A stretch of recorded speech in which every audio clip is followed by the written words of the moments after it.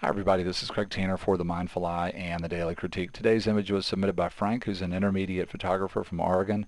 Frank says that he was trying to create a line that would lead the viewer to the distant mountains here. He shot this in Death Valley National Park. Shot this with a Nikon D200 and a 12 to 24 zoom lens at ISO 100 stop down to f22 and exposed the file for 50th of a second. And he had a question about maybe cropping this image. There was just crop and then a question mark, so we'll talk about that in just a minute. Quick technical thing.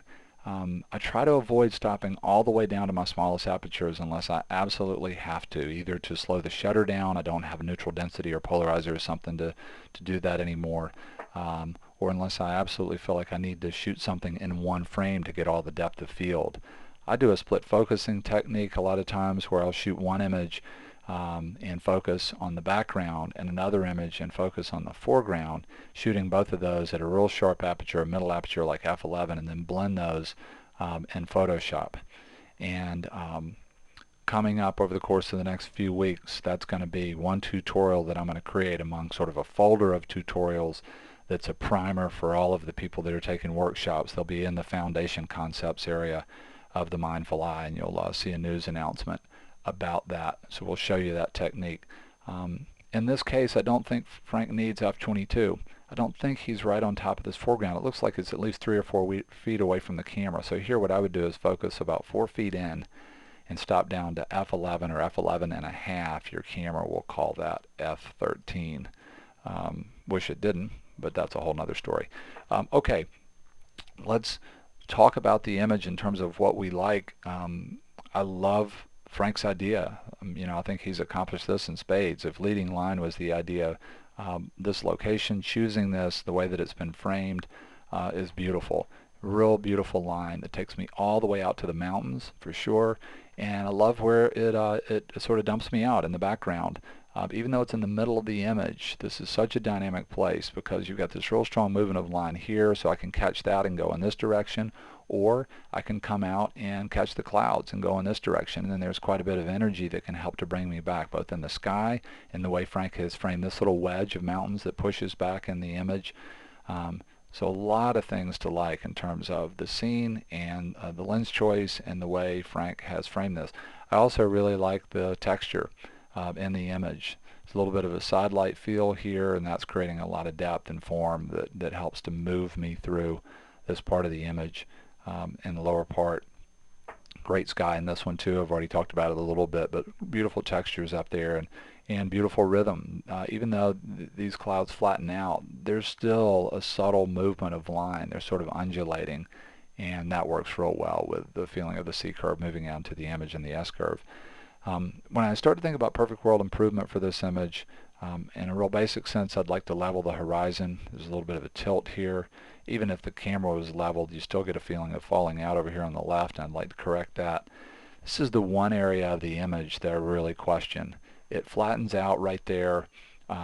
It ends all of these rhythms and rhymes. This is broken up, and then this sort of rhymes that. You get all these wedges that reflect each other. Then you start with this reflection and rhyme of all these C curves, and there's texture in there. It's all kind of working together, and then this just flattens out, and it's in a real important area of the image. It's in a corner, and I'd like to cut down on this somehow. If I was there, I could see trying to actually back up and continue to have this feeling of the line coming out of the corner.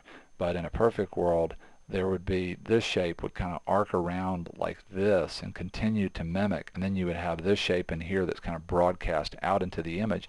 And if you look at the space shape right here, it would rhyme off of the wedge over on this side of the image, and also rhyme off of the feeling of the same kind of wedge in the mountains and other areas where those types of ideas are creating visual movement in the image. Frank mentions a crop here, and I really don't see cropping this image. I see a pattern study and quality of line study, something that's a little bit more abstract, if you came down into here. But then I feel like this is just kind of the road to nowhere. I feel like if I'm going to go all this way, then I would like for something to be back there. And so I like the idea of having the mountains in the shot. And so let's do a few things to this. One of the first things I would do is skew this to correct the horizon. And I'm just going to show you my layers here. I'm not going to show you the detailed Photoshop work. If enough people want to see that on this one, I'll create a digital darkroom episode. I'm going to pull down on the bounding box when we go to edit skew in this corner. I could pull up here to straighten the line. I could push down here. Pulling here, as you can imagine, is not only going to straighten this, it's also going to get rid of some of this space shape. I'm going to kind of deal with two issues at once, and that's that work.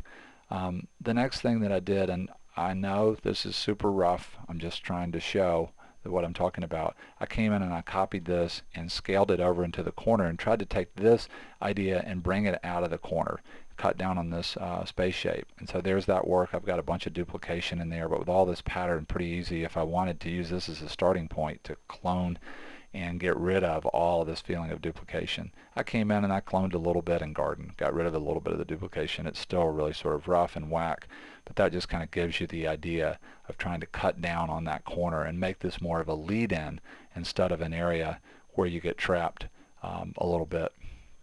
And then a lot of you know what I'm going to do next because you can see it right there. But even if you couldn't, you might know if you've watched many daily critiques. Whenever I like an image in terms of framing, intrinsic, form, shapes, but the light is a little bit hard, I almost immediately think about monochrome. And I just did two black and white adjustment layers that combined, one to bias towards reds and make the foreground area a lot more dramatic, and the other to make the background area a lot more dramatic.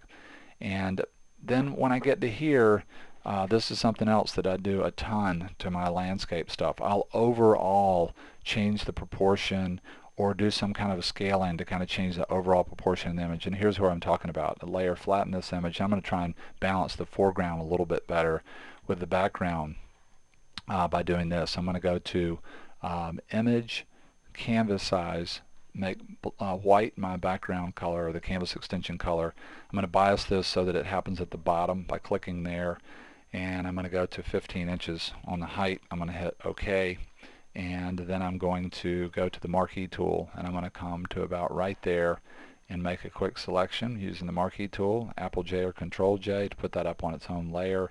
And then I'm going to go to Edit, Transform, Scale, and I'm going to scale this foreground right down into the empty space and double click.